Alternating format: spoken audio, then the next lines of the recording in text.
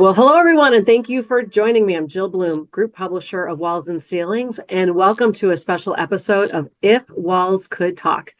It's always an honor to have with me Trent Cotney, partner at Adams and Reese. Trent, thank you so much for joining me. Jill, it's good to see you again. So, Trent, there's always some really exciting and interesting topics happening in the legal world. As you always know, it keeps your phone ringing all the time. But what we were just talking about before we got on, it sounds like there's been some recent Supreme Court decisions that have happened that everybody needs to know about. What's been happening? Yeah, so there's a couple of decisions, the Loper case and the Corner Post case, both of which came out here within the last few weeks. I think one was end of June and the other was 1st of July. And both of those decisions directly affect executive agency action and the interpretation of their provisions. So to give our listeners some of, historic legal precedent, there's a famous decision that has been around for 4 decades or so, known as the Chevron decision. And in that case, it says that agencies, the executive agency, has deference for determining its own interpretation of anything that's vague within its governing rules or statutes, right? So the agency has the ability to interpret its own vague provisions.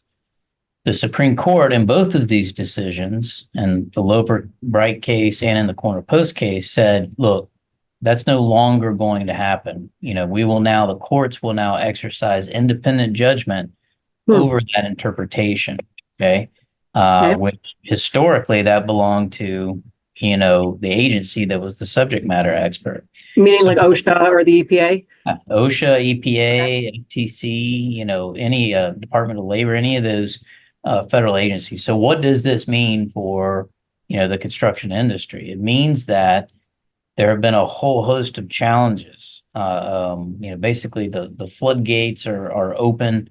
Ton of regulatory challenges. I've already seen some that have come in and appeals that I'm currently involved in, saying, look, the agency cannot interpret its own rules if there's nothing there. We need to look to the courts to take a look at this and to tell us what is the common sense meaning of some of this based on how it's worded. These decisions are not atypical from what we've seen out of the recent Supreme Court. The Supreme Court is a very conservative leaning, a more strict interpretation type leaning, and this jives with that. So we've already started to see some challenges to agency action, both during and post COVID, and now this just piggybacks off of that, right? So as we move forward, it's going to put tighter constraints on executive agencies, which honestly I think is a good thing for contractors, trades, in the construction industry, because for a while there was just sort of unchecked power, and our whole system is built on checks and balances. And I think this creates that extra layer that's needed. Well, I've heard a lot of people feel that a lot of these agencies are being weaponized, and so it sounds like this is going to be helpful. Would you agree? Sounds like you agree with that, Yeah. Trent? Yeah, absolutely. It's hard to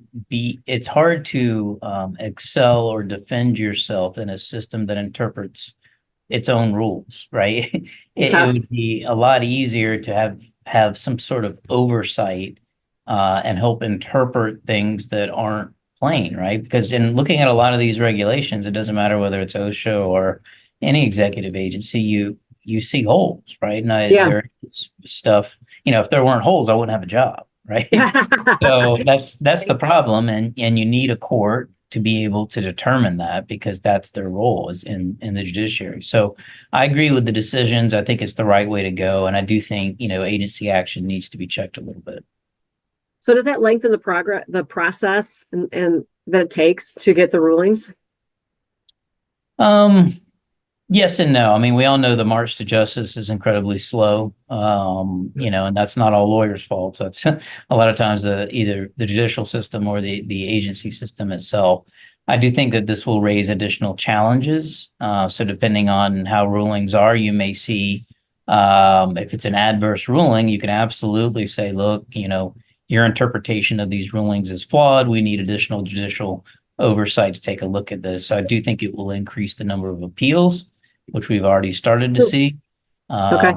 Again, I don't know if that's necessarily a bad thing. I think it can be a good thing because it gives you a fresh set of eyes to look at it.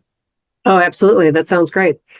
And the other thing too, Trent, I wanted to talk to you about was the one-to-one content, consents that we talked about in the past with Anna Anderson. It sounds like there's some other things happening that are coming up. What does everybody need to know? Going back to that one-to-one consent, and what does that mean? Yeah, so the Telephone Consumer Protection Act, the TCPA, recently had a ton of amendments, and this deals with everything from, calling customers to robo-dialing to, it goes even further than that, right? Anything that deals with solicitation. And there's been a variety of rules that have come into place, some of which have been staggered. January 27th, 2025, the one-to-one consent requirement goes into effect.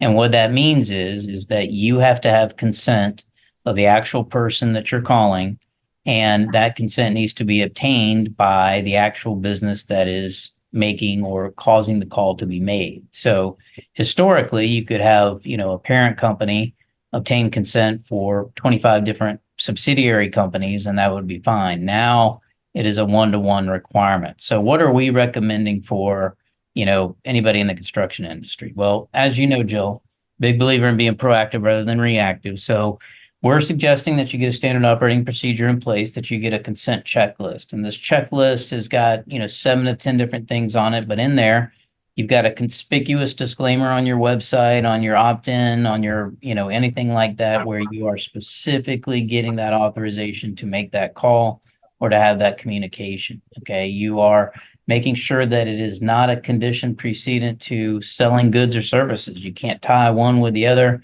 It's got to be independent. Okay. Like I said, it's got to be your specific business and the actual party that's called.